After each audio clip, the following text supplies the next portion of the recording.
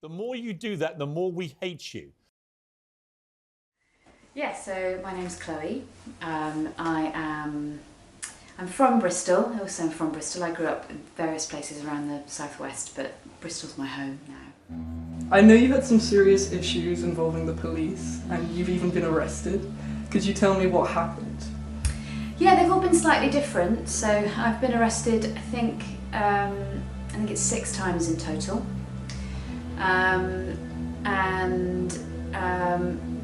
My first arrest was probably the most interesting because, you know, it was the first time you step over that boundary, that line between being a normal law-abiding citizen and being a normal citizen who has decided that for reasons of deep conviction that they will break the law and they will challenge that law.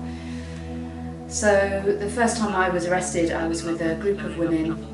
It was a women's action at the end of a Extinction Rebellion period of action in September 2020, and we were outside the Houses of Parliament, and all of the women were we all sort of took our tops off, so we were all topless, and we had various consequences of a warming planet stencilled across our chests.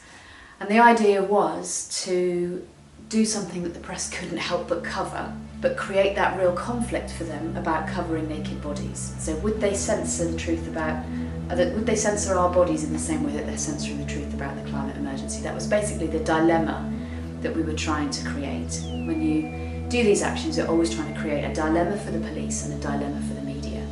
So something that they really have to think their way around, and that puts them in the centre of that, what's the right thing to do in this particular moment.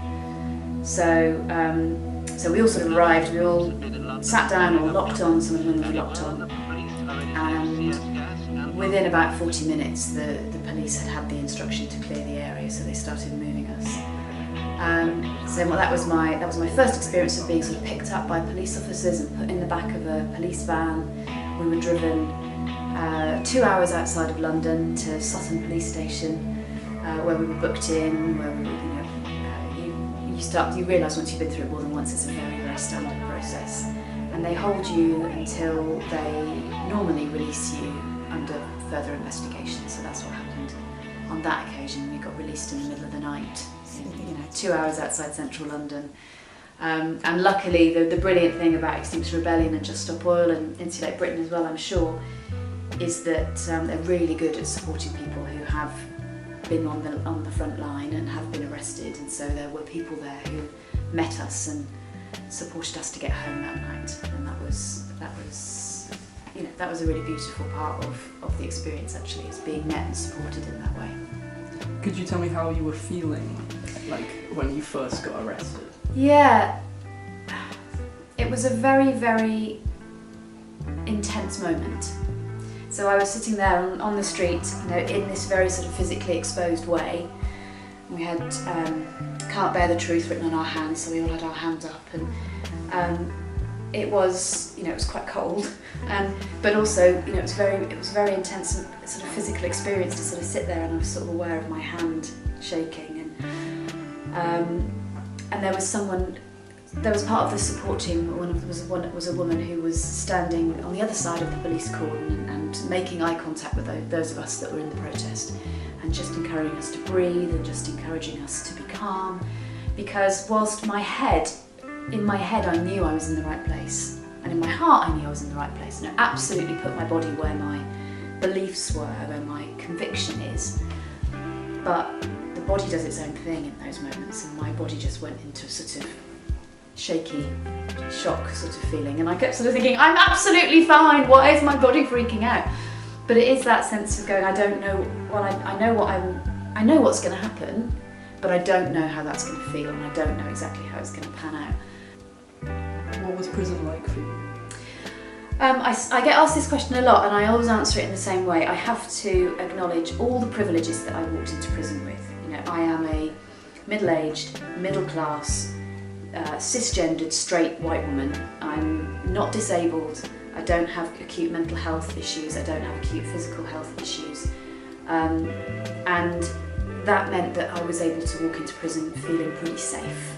You know, I wasn't concerned about my physical health and my mental health, and I wasn't concerned that I would, you know, be in an unsafe space for the way that I identify. So, in all honesty, I was in a cell with another lovely lady from the action, and it was a bit like being on quite a boring retreat. So it wasn't a particularly pleasant experience, but actually we looked after each other, we supported each other, we entertained each other, and we got through it together.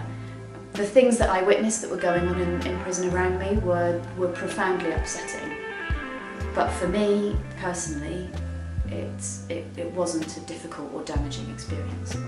How did your friends and family react to what has happened over the course of your activism? That's a really good and very big question. I had loads of support. People, when I came out, had been really thinking about me, and more people than usual had shared posts about what I was doing. You know, I'd made sure that I had found a way to make sure that there was information for people that they could share. You know, it felt very important to me to be doing what I was doing publicly, and you know, I wasn't going to go and sit in prison for however long it was, not to make the most of that from a sort of media point of view. So I was really pleased when I came out to find that people had shared social media posts and had shared the videos I'd made before I went in. My kids, I think, were really proud of me. My eldest son broke his leg just after the year after I'd been in prison, and the only trousers in the house that he could get on over his cast were my prison greys, my prison sort of tracksuit bottoms, and he wore them to school for 8 weeks with I think a great sense of pride. So they, you know, my kids were really brilliant about it. My family were extremely concerned. They didn't know before I went in that was what was going to happen, because it didn't feel safe to have told them that in advance. So it was an incredibly difficult situation to put them through. You know, I'd done all that planning and I knew what was happening, but they didn't know, and for them it was very stressful and upsetting. And I think if I was to do something like that again, I probably would have to take that into account and think about how best to prepare them. So I know for a lot of my friends, I crossed a line and they can't follow me there. And there's all kinds of reasons, I think, for that. It's not just, I think, straightforward disapproval. I think it stirs up some really profound feelings of guilt and shame, and it challenges people's sense of denial, to know that someone that they know is doing such meaningful, is taking such powerful action, and they're not doing anything. And I think a lot of those people have just found it easier not to be in touch. Let's say you had a time machine and you could go back and do it all again. Would you change anything, and would you do anything differently? I wouldn't change a single thing. Really stand by everything I did. I wish I had felt able to do more, but as a parent, my parental responsibility has always had to come first. And there was a very significant moment where the law changed, when the Police Crime Courts and Sentencing Bill and then the Public Disorder Bill came in, where it meant it was extremely dangerous, even more so than it had been, to take the kind of action that we had been taking, because the consequences could suddenly, as they are for many people, be many, many, many months and years in prison. Not just the possibility of, you know, being sent to court and being fined or being given a community service order, but, you know, fundamentally being removed from society and from your family for a long time. And I couldn't and still can't risk that kind of penalty. But no, I don't regret anything I've done.